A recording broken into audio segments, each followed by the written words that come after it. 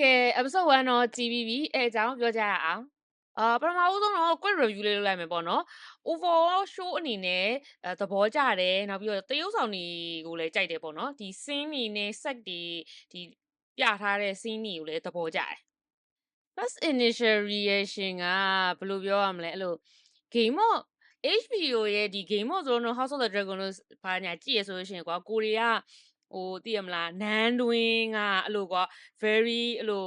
ဘယင်နေလို့သိရမလားဆရာကြီးအဲ့လိုမျိုးတွေရဲ့ vibe တွေကိုပဲကြည်နေရတယ်ကွာဒီ Dan ရဲ့ point of view ကနေကြည့်လိုက်တဲ့အချိန်မှာကွာအဲ့လိုဟာအဲ့လို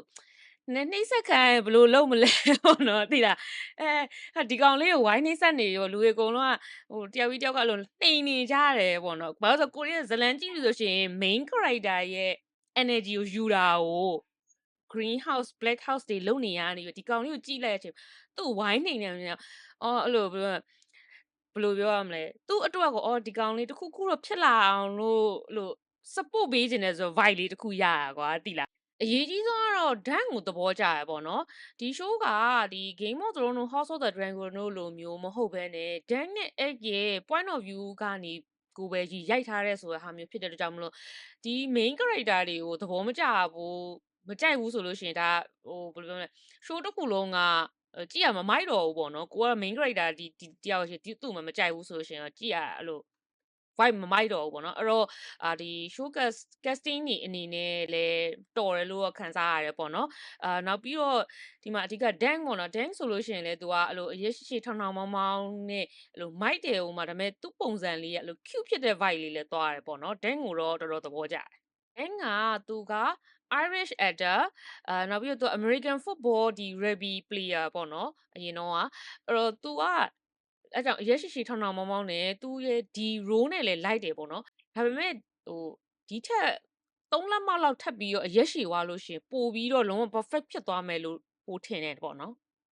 အဲ့အကြောင်းကတော့အများကြီးမပါသေးဘူးဒါပေမဲ့မြင်ရသလောက်ကတော့အဆင်ပြေရပေါ့နော်အခုဒီကလေးတရုပ်ဆောင်ဒီလိုမျိုးငငယ်ရွယ်လေးတွေမှာတရုပ်ဆောင်ကောင်းတာရှာဖို့ကခက်တာပေါ့နော်အဲ့တော့အခုဒီမှာကြည့်ရသလောက်အဆင်ပြေရဆိုတော့ဒါ fan တွေလည်းစိတ်အေးသွားရမှာပေါ့ဒီ season မှာကတော့ episode 6ခုပါမယ်ပေါ့နော်episode တစ်ခုကိုအရင်တခြား season တွေ episode လိုမျိုးတစ်နာရီလောက်တော့မကြာဘူးပေါ့နော် episode ကအနည်းဆုံးမိနစ်30လောက်ကနေ40လောက်ထိရှိမယ်ပေါ့နော်ဒါမဲ့လည်းဒီ hashtag ရဲ့ story က simple ဖြစ်တဲ့အတွက်ကြောင့်မို့လို့ပေါ့နော်ဒီ duration လောက်ကတော့အဆင်ပြေရလို့တော့ထင်ပါတယ်ကဲအဲ့ဆိုလို့ရှိရင် episode 1အကြောင်းဆက်ပြောကြမယ်ပေါ့နော်ဒီဒါကပထမဆုံး episode ဖြစ်တယ်ဆိုတော့ဘာမှတော့များများဆဆ happening တွေမဖြစ်သွားသေးဘူးပေါ့နော်ဒီ main character Dan ကို introduce လုပ်တဲ့ episode သူ့ကို portray လုပ်ထားရတယ်ပေါ့နော်ဒီစာအုပ်ထဲနဲ့တော်တော်နီးစပ်တယ်အရက်ရှိရှိထောင်ထောင်မောင်မောင် strong ဖြစ်နောက်ပြီးတော့အဲ့လိုရုပ်လေးလည်း innocent လေးလည်းဖြစ်တယ်ဒါပေမဲ့ပုံစံအဲ့လိုထုံတယ်လို့ပဲပြောရမလားဒါမှမဟုတ်အယုံလွယ်လို့ပဲပြောရမလားနည်းနည်းအဲ့လို vibe လေးနည်းနည်းရတဲ့ပုံတော့ပေါက်တယ်ပေါ့ဒါပေမဲ့ तू ကအဲ့လို stupid ဖြစ်နေရတော့မဟုတ်ဘူးပေါ့နော်ဘယ်လိုပြောမလဲအဲ့ချက်ကအရန်ရေးကြီးရယ်ဘာလို့လဲဆိုတော့ main character အဲ့လို stupid ဖြစ်နေလူတွေသူကြိုက်ကြတော့မှာမဟုတ်ဘူးပေါ့နော်အခုဒီ तू ကသူ့ရဲ့အခု current ကဟို orphan ပေါ့နော်ဒါလိုမိဘမဲ့ကောင်လေးကနေပြီးတော့သူ့ကိုအုပ်ထိန်းလာရဲ့လူကအခုဆုံးသွားပြီးတော့လောကကြီးမှာတယောက်တည်းကျန်ခဲ့ပြီးတော့လောကအကြောင်းတိတ်နားမလည်နေသေးတဲ့ဆိုတော့ပုံစံမျိုးလေးဖြစ်နေတာပေါ့နော်အဲ့ကြောင့်သူကစကားပြောရဲဆိုလဲအရန်ကြီးလေလေဝယ်တော့မဖြစ်နေဘူးဒီကသူကသူ present ကောင်းကောင်းမလုပ်ပြတတ်သေးဘူးဖြစ်နေတာပေါ့နော်ဒါပေမဲ့ तू ကအဲ့လို smart choice တော့လုပ်သွားရပေါ့နော်ဒီကဘာလဲဆိုရင်သူ့ရဲ့မြင်းသုံးကောင်လည်းမယောင်းသွားဘူးပြီးရင် तू Sir Alan ရဲ့ဓာတ်တွေပါလဲဆိုတော့ तू တိန်းထားတယ်သူဓာတ်တွေနဲ့သူ့ရဲ့ life မှာ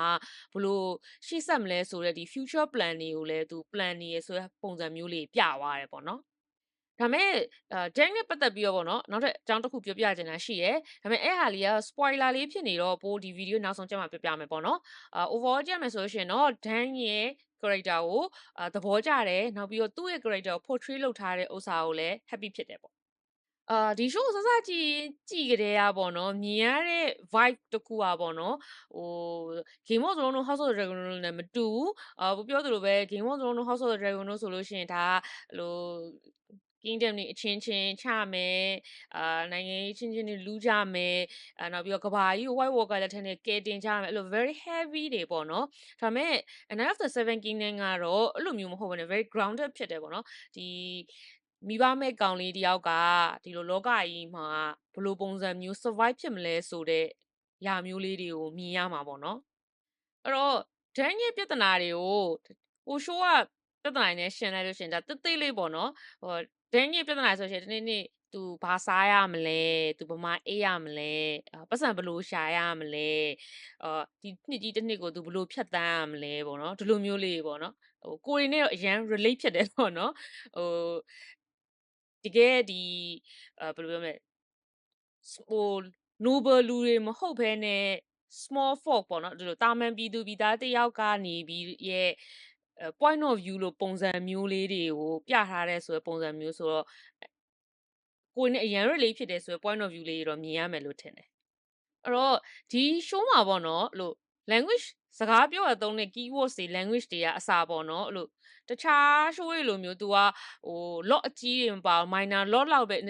lower class ဖြစ်တယ်လို့ပြောရမှာပေါ့နော်သူတို့ lower class ပုံစံမျိုးဖြစ်တဲ့အတွက်ကြောင့်မလို့စကားအသုံးနှုန်းလေးအစားအရင် show တွေနဲ့မတူ unique ဖြစ်တယ်အဲ့လို lot တွေပါရောပါတယ်ဒါပေမဲ့လို့ lot အကြီးရမဟုတ်ဘူးအဲ့လို minor lot လေးပါပါတယ်အတွက်ကြောင့်မလို့သူတို့တယောက်နဲ့စကားပြောတဲ့ပုံစံတွေသုံးတဲ့စကားလုံးတွေဆိုရှင်အဲ့လိုဟန်ဆောင်တာတိတ်မရှိဘူးတချို့စကားလုံးတွေဆိုနည်းရိုင်းနဲ့အဲ့လိုနည်းကျန်းတဲ့စကားလုံးလေးတွေပါတာမျိုးလေးတွေလည်းပို့တွေ့ရတယ်ပေါ့နော်အဲ့တော့ဒီ show ရဲ့ tone ကိုကြည့်ရမယ်ဆိုလို့ရှိရင် jokes တွေလည်းများတယ်နောက်ပြီးတော့အဲ့လို easy going ဖြစ်တယ်ဆိုရယ် tone fight လေးတွေလည်းရတယ်jokes တွေတော်တော်များများတော့ okay ရပေါ့နော်ဒါပေမဲ့တချို့ဟာတွေကြတော့အဲ့လို questionable ဖြစ်တယ်ပေါ့နော်ဘာလို့လဲဆိုတော့ဥစ္စာမျိုးလေးတွေဖြစ်တယ်လို့ခံစားရတယ်ပေါ့နော်အထူးသဖြင့်အခုလူတွေပြောများနေရဆိုရဲဒန်အီးပါတဲ့အခန်းပေါ့နော်လူတော်တော်များများလည်းပြောနေကြတယ်ဒါတွေ muse တွေလည်းအများကြီးလုပ်နေကြတာတွေ့ရပေါ့နော်အဲ့အခန်းကဘာလို့ပါလဲဆိုပြီးတော့စဉ်းစားရမယ်ဆိုရင်တော့မသိဘူးမလို့တာမဟုတ်ဘူးအဲ့လိုလေဘယ်လိုပြောမလဲHBO က Game of Thrones နဲ့ House of Dragon ရိုက်လို့အဲ့လိုမျိုး scene တွေထည့်သင့်တယ်လို့ခံစားလို့ထည့်ထားတယ်လို့ခံစားရတာသိလားတကူကိုလုံးချွတ်ပြီးတော့ရေချိုးပြတဲ့အခန်းလို့သိရမလားကိုလုံးကြီးခန့်အားကြသူတို့ကဒီ series ဒီဟာတွေမြင်တော့ဒီလို scene တွေပါမှာဘဲဆိုတဲ့အဲ့လိုလူတွေကိုထည့်ပေးထားတယ်လို့ခံစားရကွာဟိုလိုမျိုးဖြစ်နိုင်တယ် hook လည်းဖြစ်နိုင်တယ်ကွာသိလားဟို first episode မှာ hook မရှိမှာဆိုလို့ကွာလူတွေအကုန်လုံးတခုခုပြောကြမှာကွာအဲ့လို screenshot တွေနဲ့အကုန်လုံး social media မှာတက်ဖို့သိရမှာသူတို့ show ဒီ episode တွေအောင်မြင်မှုဆိုတာအဲ့လိုဟာဒီမှာဒီကောင်အီပါဝါရောဆိုတာဒါကိုပဲဟိုဖြစ်အဲ့လို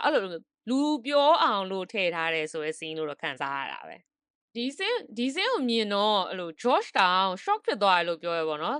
George ကပြောတာဒီသူ့ character တွေကအီးမပါမဟုတ်ဘူးနော်အီးပါတာပဲပေါ့နော်ဒါပေမဲ့ဘာလို့ဒီ scene ကိုထည့်ဖို့လိုလဲဆိုတဲ့ပုံစံမျိုးနဲ့ပြော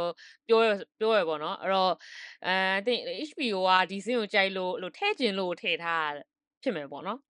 အဲ့တော့ဒီ episode မှာဒီအရေးကြီးဖြစ်သွားတဲ့ဥစ္စာလေးတွေကိုပြန်ပြောရမယ်ဆိုလို့ရှိရင်Dan က Sir Duncan the Tall ဆိုပြီးတော့နာမည်ဖြစ်သွားတယ်သူ့မှာအဲ့နာမည်အရင်တော့မရှိသေးဘူးပေါ့နော်ဒီ egg နဲ့ Lord Baratheon နဲ့တွေ့ပြီးကကြမှာသူဒီနာမည်ကိုသူရသွားတယ်ဒီအချက်ကတော့လည်းစာအုပ်နဲ့ကွဲတယ်ပေါ့နော်စာအုပ်မှာကြတော့သူနောက်ပိုင်းမှအဲ့ဒီနာမည်ကိုရတာပေါ့ဒါမဲ့လည်းဒီလိုနာမည်စောစောစီးချင်းတော့လည်း okay ရလို့ထင်တယ်ပေါ့နော်။ဘာလို့သူ့နာမည်ကိုကြည့်လိုက်ကြရ Dan ဆိုတာနည်းနည်းလေးအဲ့လို stupid ဖြစ်နေလို့ခံစားရတယ်ပေါ့နော်။အဲ့တော့ဟိုဒီ show ဒီ episode မှာလည်းသူ့နာမည်ကိုကြားရမှာတခြားလူတွေကသူလှောင်နေရပါညာအဲ့လိုမျိုးတွေတွေ့ရတယ်ဆိုတော့အခုနာမည်စောစောစီးရောက်တော့နောက် episode တွေမှာတော့ဒီလိုပုံစံမျိုးအာ joke တွေမမြင်ရဘူးတော့ရှိမယ်ပေါ့နော်။ပြီးတော့ Dan က Ashford ကိုသွားတယ်Ashford ဆိုတာက Reach ရဲ့နေရာတစ်ခုပေါ့နော်ဒီနေရာကဒီ Game of Thrones House of the Dragon တို့မှာတော့ခါမှမပါဘူးသေးဘူးဆိုတော့ new location ပေါ့နော်ပြီးတော့သူကForce Away တို့ Dondarrions တို့ Baratheon တို့တွေနဲ့တွေ့တယ်House Dondarrion နဲ့ဒီ House Baratheon တွေကတော့မြင်မှုရပေါ့နော် House Force Away ကတော့အခုမှစပြီးတော့မြင်မှုတာဒီ House Force Away ကပြောမယ်ဆိုလို့ရှိရင် noble ဖြစ်တဲ့ house တော့မဟုတ်ဘူးဒါပေမဲ့အဲ့လို knight တွေစုထားတဲ့ house ပေါ့နော်ပြီးတော့သူကဒီ Reach မှာရှိတာဆိုတော့ဒီ House Tyrell ရဲ့ bannerman လို့ပြောလို့ရတယ်ပေါ့နော်အခုလိုမျိုးဒီ Westeros မှာ house အသစ်လေးတွေမြင်ရတော့ကောင်းတယ်ပေါ့နော်ဒီ episode မှာဆိုလို့ရှိရင် Lionel Baratheon ကိုအများကြီး scene တွေအများကြီးတွေ့ရတယ်ပေါ့နော်။သူကဒီ famous warrior တယောက်ပြီးတော့ Loving Stone ဆိုပြီးတော့ခေါ်ကြပေမဲ့ဒါပေမဲ့သူ့ကြည့်လိုက်တော့ ထင်တာထက်နည်းနည်းလေးသေးနေရပေါ့နော်ဒီထက်ပိုပြီးတော့ကြီးမယ်လို့ထင်တာနောက်ပြီးတော့အဲ့ဒီထဲမှာတော့မှ Dan တောင်မှပဲသူဒီလိုမျိုးပုံစံ comment ပေးလိုက်သေးရပေါ့နော်အဲ့ဒါကိုဒီ show runner တွေလည်းသူတို့လည်းတီးလောက်တီးရပေါ့နော်ဒါပေမဲ့သူတို့ကဒီ actor ရဲ့ characteristic ဒီလိုပုံစံတွေကိုသူတို့ကြိုက်လို့ရွေးလိုက်တယ်လို့ထင်တယ်ပေါ့နော်ဒါမဲ့လည်း overall တော့အဲ့လိုအဆင်ပြေပါတယ်မိုက်တယ်ပေါ့နော်ဒါပေမဲ့သူရဲ့ဒီ character ကိုကြည့်လို့ရှိရင်သူနည်းနည်းအဲ့လို crazy ဖြစ်တယ်အဲ့လိုဘယ်လိုလဲ fan ဖြစ် crazy ဖြစ် character ပုံစံမျိုးလုပ်ထားတာဆိုတော့နောက် episode တွေမှာလည်းအဲ့လိုသူ့ရဲ့ဘယ်လိုဘာလေးထပ်လာမလဲဆိုတာလေးတော့နည်း looking forward ဖြစ်တယ်ပေါ့ပြီးတော့ Dan ကဒီရုပ်သေးပွဲမှာသူကောင်မလေးကိုစပြီးတော့တွေ့ရဲသူကအလုံးကအဲ့လိုမြင်ချင်းပဲကြွေသွားရပေါ့နော်မြင်ချင်းပဲကြွေသွားတယ်ဒီ episode မှာတော့ဒီကောင်မလေးရဲ့ character ကိုတော့ဘာမှအများကြီးတော့မတွေ့ရသေးဘူးဒါပေမဲ့ episode 2ပေါ့နော် episode 2မှာတော့အများကြီးတွေ့ရလိမ့်မယ်ကောင်မလေးကိုစစချင်းကြည့်ရဲသူအဲ့လို attractive အရင်ဖြစ်တယ်လို့ခံစားရတယ်ပေါ့နော်ဟိုလိုဘယ်လိုတခုချင်းစီကြည့်လဲချောတယ်ဒါပေမဲ့အဲ့လိုသူ character တော်တော်လေးကိုမင်းသမီးရဲ့ရုပ်ကတော်တော်လေး attractive ဖြစ်တယ်သူ့ရုပ်လေးကိုတော်တော်သဘောကျတယ်ပြီးတော့ Dan က Egg နဲ့တွေ့တယ်ပြီးတော့သူတို့ team up လုပ်လိုက်ကြပြီဆိုတော့main character 2ယောက်လုံးကိုအတူတူစတွေ့ရပြီနောက်ပြီးတော့ဒီ in တစ်ခုမှာအရမူးသမားတယောက်ကိုတွေးလိုက်ရတဲ့ scene လည်းရှိရပေါ့နော်သူကလည်းခဏလေးဆိုပေမဲ့သူ့ character ဒီ scene ကိုမမေ့ထားနဲ့ပေါ့နော်သူနောက်ပိုင်းမှာဒီအရေးကြီးဟာလေးလာမှာဒီ storyline က Game of Thrones မတိုင်ခင်နှစ်90 House of the Dragon အပြီးနှစ်80မှာဖြစ်တဲ့ storyline ပေါ့နော်အဲ့ဒီအချိန်တုန်းက Westeros မှာဒီ Targaryen King Daeron II ကဘုရင်ဖြစ်နေရပေါ့နော်သူ့မှာသား၄ယောက်ရှိတယ်သားအကြီးဆုံးက Balon သူက Hand of the King လည်းဖြစ်တယ်နောက်ပြီးတော့သူ့မှာတားငယ်တယောက်ရှိတယ်တားငယ် Mega Targaryen ပေါ့နော် Mega Targaryen ကGame of Thrones တဲက Night's Watch Mr. Aemon ရဲ့အဖေကဲအခုကတော့ spoiler ပါ spoiler ဆိုတော့spoiler မကြည့်ချင်ဘူးဆိုလို့ရှိရင်ဒီနေ့ကနေဆက်ပြီးတော့မကြည့်လို့ရပါတယ်ကြော်သွားပါအကယ် spoiler မိလည်းဘာမှမဖြစ်ဘူးဆိုလို့ရှိရင်ဆက်ကြည့်လို့ရပါတယ် spoiler alert ပါကဲအဲ့တော့ spoiler ခုနပြောမယ်ဆိုရဲ spoiler အကြောင်းဆက်ပြောမယ်ပေါ့နော်spoiler ကဘာလဲဆိုလို့ရှိရင်စာအုပ်ထဲမှာကဒီလုံးဝ confirm တော့မဟုတ်ဘူးသူ imply လုပ်ထားတာပေါ့နော်အဲ့ဒါက Dan က night တယောက်အစ်မဟုတ်ဘူးပေါ့နော်ဘယ်လိုပုံစံမျိုးလဲဆိုတော့ तू ကDan ကပြောတာ Sir Alan ကသူ့ကို night တယောက်အဖြစ်နဲ့သူ night ဟုပေးသွားတယ်ဒါပေမဲ့စာအုပ်ထဲမှာအဲ့ဟာကိုမဟုတ်သွားဘူးဆိုတဲ့လို hints လေးတွေပေးထားရပေါ့နော်ဒါပေမဲ့အရန်ကြီးလိုတိတိတာကြီးပြောထားမျိုးမဟုတ်ဘူးဒါပေမဲ့ show ကိုကြည့်လိုက်တဲ့အချိန်မှာတော့ပို့ပြီးတော့တိတိတာဖြစ်သွားတဲ့လို obvious ဖြစ်တယ်ဆိုရင်နှစ်ချက်လောက်မြင်ရတယ်ပေါ့နော်အဲ့ဒါကဟို Sir Alan က तू မသိခင်သူ့ကို night တယောက်အဖြစ်နဲ့မြင်စေချင်တယ်ဆိုပြီးတော့ပြောတယ်ဆိုတဲ့ဟာတခုကို तू flashback ပြန်လုပ်တဲ့ scene မှာဆိုလို့ရှိရင် तू ကလေးဘဝငယ်ငယ်လေးနဲ့သူ့ရဲ့ Sir Alan ကိုမေးရကွာမြင်းပေါ်မှာမြင်းစည်းနေနဲ့မေးရဲ့ချိန်မှာ Sir Alan သူ့ကိုအဖတ်တော်မလုပ်ဘဲနဲ့ဘေးကိုသွေးထွေးပြီးတော့အဲ့လိုပြီးွားရပေါ့နော် तू ပြောတဲ့ဥစ္စာကို तू reply မပြန်တာတစ်ချက်ရဲ့နောက်တစ်ခုမှဆိုလို့ရှိရင်ဒီ game master ပြောရဲပေါ့နော်သူတို့ကိုလာပြီးတော့လိန်တဲ့ကောင်တွေကိုဆိုလို့ရှိရင်ဘယ်လိုဘယ်နာနေဘယ်လိုမျိုးဘယ်လိုလုပ်ပြီးတော့ punishment ပေးမယ်ဆိုပြီးလုပ်တဲ့အချိန်မှာဟိုသူနည်းနည်းလိန်နာလို့ guilty ဖြစ်ပြီးတော့နေကြောက်သွားတယ်ဆိုတဲ့ပုံစံမျိုးလေးလောက်ထားတွေ့ရတယ်ပေါ့နော်အဲ့နှစ်ချက်အရာဆိုလို့ရှိရင် तू ကဟို night အစ်စ်တယောက်မဟုတ်ဘူးဆိုပြီးတော့ပြောလို့ရတယ်ပေါ့နော်ပိုတော့ဆိုလို့ရှိရင်တော့ဒါဒီ theory ကို confirm သွားတာပေါ့လို့ပြောလို့ရတယ်ပေါ့နော်ပြောမယ်ဆိုလို့ရှိရင်တော့ Sir Alan ကမသေးခင်မှာ Dan ကို နိုင်ဟုမပေးသွားဘူးအဲ့ဒါကို Dan ကလိန်ပြီးတော့ဒါပြောမယ်ဆိုရှင်သူ့ဘဝဒီတဲ့နည်းနည်းလေးပို့ပြီးတော့ကောင်းကောင်းမွန်နဲ့အခုသူ့ဖေလည်းမရှိသူ့အဖေ father figure လို့လူတယောက်လည်းမရှိတော့ဘူးဆိုတော့ဘဝကိုပို့ပြီးကောင်းကောင်းမွန်နဲ့သူနေခြင်းလို့ဒီအကြောင်းအရာသူလိန်လိုက်တယ်ဆိုတော့ပုံစံမျိုးပေါ့နော်ဒါပေမဲ့Dan ကပေါ့နော်သူ night တယောက်မဟုတ်ပေမဲ့လည်းတခြားမြင်ရတဲ့ night တချို့ထက်ကိုပိုပြီးတော့ night ပီတာရယ်ပေါ့နော်ခုဆိုရှင်ဒီ episode မှာဆိုရင်တွေ့ရ night တွေထဲမှာဆိုရှင်Stefan Forsaway တို့နောက်ပြီးတော့ Manfred Doderian တို့သူတို့တွေဆိုကြည့်လိုက်လို့ရှင် night ပဲဒါပေမဲ့nice မဖြစ်ဘူးသူများတွေနှိမ်နေအနိုင်ကျင့်နေလို့ရက်တွေမူးယူကွက်ပြဲပျော်ပါးတွေလိုက်စားနေအဲ့လိုပုံစံမျိုးဒီထက်နဲ့ရှင်လို့ရှိရင်ဒါဒီ Dan ဆိုလို့ရှိရင်ပေါ့နော်သူ game master နဲ့စကားပြောနေရဆိုတော့သူ night တယောက်အဖြစ်နဲ့သူ့ရဲ့ vow တွေကိုဘယ်လိုပုံစံမျိုးserious ဖြစ်နေဘယ်လိုအလေးထားလဲဆိုတဲ့ပုံစံတွေကပေါ့ Sha night တွေထက်သူပို့ပြီးတော့ true night ဖြစ်တယ်ဆိုတော့ ပုံစံမျိုးကိုမြင်ရတယ်ပေါ့နော်ဒါဘယ်သူနဲ့တူလဲဆိုလို့ရှိရင် Game of Thrones နဲ့က Brienne ပေါ့နော် Brienne နဲ့တူတယ် Brienne ကမိန်းမဆိုတော့သူက night မဟုတ်ဘူးပေါ့နော်သူ night မဖြစ်သေးတဲ့အချိန်တုန်းကတော့မှာပဲသူ့ရဲ့ vow တွေသူဂတိပေးတဲ့ဥစ္စာတွေတီးတယ်အရင်သူ့ရဲ့ဟို serious ဖြစ်နဲ့လုပ်တယ်ဆိုတဲ့အရာတွေကိုတွေ့ရပေါ့နော်နောက်ထပ်fun fact တစ်ခုပေါ့နော်အဲ့ဒါဘာလဲဆိုလို့ရှိရင်Brienne နဲ့ Dany တွေကအမျိုးတော်တယ်ဆိုပြီးတော့ပြောရပေါ့နော်အဲ့ဒါကိုလည်းGeorge က confirm ထားတယ်ပေါ့နော်ဘလို့မျိုးစံမျိုးနဲ့ဆွေစဉ်မျိုးဆက်ကြလဲတော့မသိပေမဲ့ဒါပေမဲ့သူတို့ကအဲ့လိုသူ့ရဲ့ ancestor တွေပေါ့အဲ့တော့ဒီ story ကဘယ်လိုမျိုးလဲဆိုရင်ဘယ်သူမဆိုပေါ့နော် knights ဖြစ်ချင်တယ်ဆိုတဲ့လူတွေဖြစ်လို့ရတယ်ဆိုတဲ့ story line လေးပေါ့နော်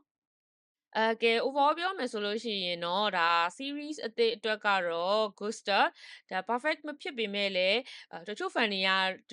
တော့ကျင်းနေကြရပေါ့နော်ကိုလေးလည်းရန်သဘောကြတယ်ပြီးတော့ဒီ showrunner တွေကပြောရပါတော့ Game of Thrones House of Dragon လောက်သူတို့မှာဒီ budget မရှိဘူးပေါ့နော်အဲ့တော့ဒါ show မထွက်လာခင်တော့ worry ဖြစ်ကြတယ်ဒါပေမဲ့အခုကြည့်လိုက်တော့ဒီ set တွေတို့ costume တွေတို့ props တွေတို့ဒါတွေမိုက်တယ်ပေါ့နော်အဲ့တော့နောက်ထပ် episode တွေကိုလည်းအများကြီး looking forward ဖြစ်ပါတယ်ကဲပို့ရဲ့ဗီဒီယိုလေးကိုနားထောင်ပြီးရတဲ့အတွက်ကျေးဇူးတင်ပါတယ်ဗီဒီယိုလေးကိုသဘောကျတယ်ကူညီပေးခြင်းနဲ့ဆိုလို့ရှိရင်တော့ Facebook မှာ like and share နဲ့ YouTube မှာ like and comment လုပ်ပြီးတော့ပေးလို့ရပါတယ်နောက်ပြီးတော့ TikTok မှာလည်းတင်နေပါတယ် TikTok မှာလည်းကြည့်လို့ရပါတယ်ကျေးဇူးတင်ပါတယ် bye